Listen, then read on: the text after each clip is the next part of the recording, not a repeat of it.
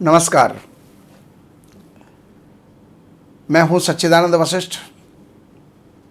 सज्जनों, कई बार पुराणों को पढ़ करके मन के अंदर बड़ी शंकाएं उठती हैं, प्रश्न उठते हैं कि जो पुराणों में बताया है क्या वो वास्तव में सही है। जैसे अग्निकुंड से द्रौपदी का पैदा होना, धृतराष्ट्र का पैदा होना, ऐसा कौन सा विज्ञान था उस समय पर जो अग्निकुंड से जो है संतान की प्राप्ति होना, पुरुष का जन्म लेना। तो अग्नि में तो अगर हम हाथ भी लगाएंगे तो जल जाएंगे, लेकिन अग्नि से कैसे पैदा हुए? किस प्रकार का विज्ञान था, किस प्रकार का साइंस था उस समय पर, और आज क्यों नहीं है? लेकिन अब आपको मैं बता रहा हूं एक नया प्रसंग। धृतराष्ट्र के 100 पुत्र थे, जिनमें दुर्योधन सबसे बड़े थे। और आप सुनकर के आश्चर्यचकित हो जाएंगे कि आखिर 100 पुत्रों को जन्म जब दिया गांधारी ने, तो कितने वर्षों के अंदर दिया होगा, कितना समय लगा होगा, कितने वर्ष व्यतीत हो गए होंगे। अगर एक एक वर्ष में भी एक एक पुत्र हो तो 100 वर्ष हो जाते हैं। सबसे बड़ा पुत्र सबसे छोटे पुत्र से जो है 100 वर्ष ज्यादा अधिक उम्र का होगा। यह सब कारण क्या था? 100 पुत्र हुए कैसे? ना मानने वाली बातें हैं, आश्चर्यचकित करने वाली बातें हैं,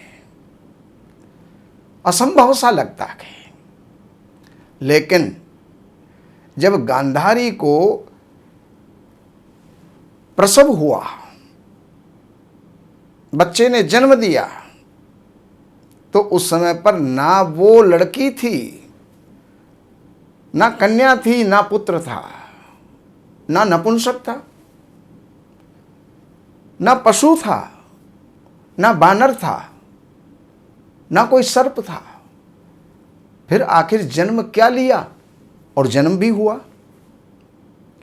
तो उस समय जिस प्रकार एक आटे का पिंड होता है, उसी प्रकार उनके गर्भ से एक पिंड की उत्पत्ति हुई, जिसके ना सर था, ना कान थे, ना हाथ थे, ना पैर था, बिल्कुल गोल लड्डू की तरह उसका जन्म हुआ। तो राजा चिंता में पड़ गया, धृतराष्ट्र चिंता में पड़ गए कि आखिर ये क्या हुआ है। वेदव्यास जी को बुलाया गया कि गुरुवर ये क्या हुआ है? तो उन्होंने कहा, राजन, ये 100 पुत्रों का जन्म हुआ है। उन्होंने कहा, पुत्र तो आप 100 बता रहे हो, ये तो एक भी नहीं है। गांधारी को वरदान भी मिला हुआ था भगवान शंकर का, और भगवान शंकर ने जो है ये वरदान दिया था तपस्या से प्रसन्न होकर के कि जाओ सतपुत्री भव, यानी 100 पुत्रों की माता बनो। वो 100 पुत्र आए, लेकिन यहां तो एक भी पुत्र नहीं है। तो उन्होंने, अर्थात वेदव्यास जी ने, उस पिंड का विभाजन किया। तो विभाजन किया तो उसमें 100 छोटे छोटे जंतु मनुष्य की आकृति में उसके अंदर थे। अब उनको जीवित कैसे रखा जाए? तो गड्ढे के अंदर, कुंभ के अंदर, कलश के अंदर कुछ विशेष द्रव्य उसमें रख करके एक एक जो है उस जंतु को उसके अंदर छोड़ दिया गया, और समय पूर्ण होने पर वही जो है 100 पुत्र होकर के उन्होंने जन्म लिया। इस प्रकार धृतराष्ट्र के 100 पुत्र एक साथ हुए थे। अब उनमें सबसे पहले जो गड्ढा खोला गया उसमें दुर्योधन था, तो वो सबसे बड़ा हो गया। जो सबसे बाद में जो गड्ढा खोला गया वो सबसे छोटा था। तो इस प्रकार से उनके 100 पुत्र हुए। तो ये इस प्रकार की गाथाएं और ये इतनी क्रियाएं पहले के ऋषि ही कर सकते थे। आज अगर ऐसी स्थिति हमारे सामने आ जाए तो शायद है असंभव हो जाएगा, उनको बचाना असंभव हो जाएगा। तो ये गाथा महाभारत की है, आप लोगों ने जानी। और भी गाथाओं को जानने के लिए, प्रसंगों को जानने के लिए इस हमारे चैनल को जो है आप सब्सक्राइब करें, बेल आइकन को दबाएं, जिससे कि आने वाली हर वीडियो आपको प्राप्त हो सके। नमस्कार।